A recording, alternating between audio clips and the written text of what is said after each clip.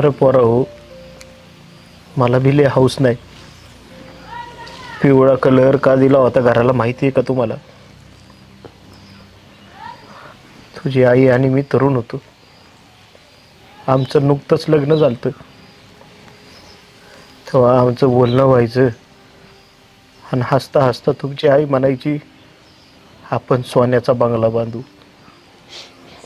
मी म्हणलं, सोन्याचा बंगला माझ्यासारख्या भिकाऱ्याकडून काय चावायचं आहे? तेव्हा ती म्हणली होती, सोन्याचा बंगला नाही जमला तर निदान घराच्या भितडाला पिवळा कलर द्या, म्हणजे सोन्याचा होईल. बोला फुलाला गाठ पडली. ती तर आज आपल्यात नाही राहिली, पण नवं घर बघून मला तिची आठवण आली आणि म्हणून मी असला उद्योग केला. नाही बाबा, तुम्ही काय वाईट नाही केलं, चांगलंच केलं. आम्हाला खरंच माहित नव्हतं तुम्ही असा काही विचार केलाय म्हणून. अहो चुकलंच. लोक काय बी बोलतात आणि आम्ही त्याच्यात हुरळून गेलो बघा. अहो ते तुमचंच घर आहे. आणि तुम्हाला जसं वाटेल तसं करा, आम्ही काहीच बोलणार नाही.